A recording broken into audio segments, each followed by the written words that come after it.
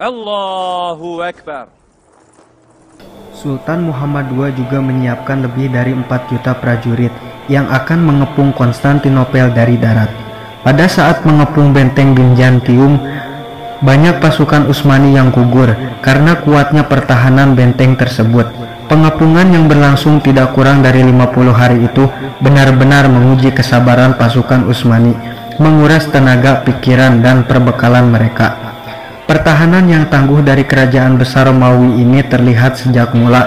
Sebelum musuh mencapai benteng mereka, Byzantium telah memagari laut mereka dengan rantai yang membentang di semenanjung Tanjung Emas. Tidak mungkin bisa menyentuh benteng Byzantium kecuali dengan melintasi rantai tersebut. Akhirnya Sultan Muhammad menemukan ide yang ia anggap merupakan satu-satunya cara agar bisa melewati pagar tersebut. Ide ini mirip dengan dilakukan oleh para pangeran Kiev yang menyerang Byzantium di abad ke-10. Para pangeran Kiev menarik kapalnya keluar selat Bosporus, mengelilingi Galata, dan meluncurkannya kembali di Tanduk Emas.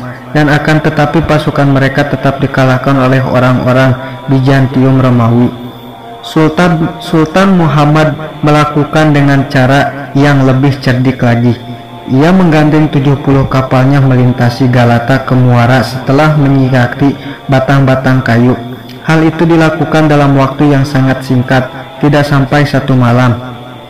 Di pagi hari Byzantium kaget, bukan kepalang.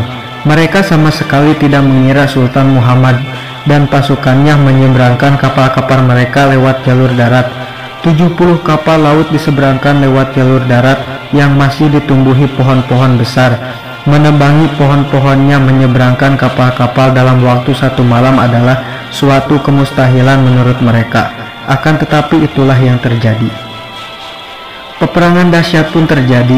Benteng yang tak tersentuh sebagai simbol kekuatan Byzantium itu akhirnya diserang oleh orang-orang yang tidak takut akan kematian. Akhirnya kerajaan besar yang berumur 11 abad itu jatuh ke tangan kaum muslimin. Peperangan besar itu mengakibatkan 265.000 pasukan umat Islam gugur.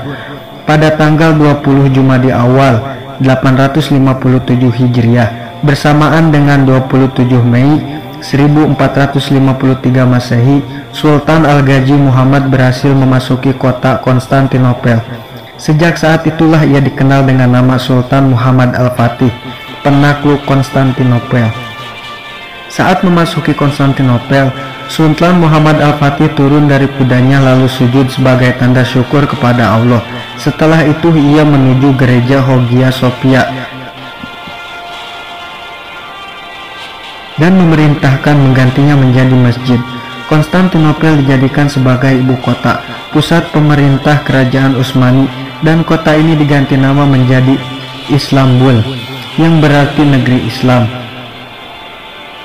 Lalu akhirnya mengalami perubahan menjadi Istanbul. Selain itu, Sultan Muhammad Al-Fatih juga memerintahkan untuk membangun masjid di makam sahabat yang mulia Abu Ayyub Al-Ansari radhiyallahu anhu, salah seorang sahabat Nabi Muhammad SAW yang wafat saat menyerang Konstantinopel di zaman Khalifah Muawiyah bin Abu Sufyan radhiyallahu anhu.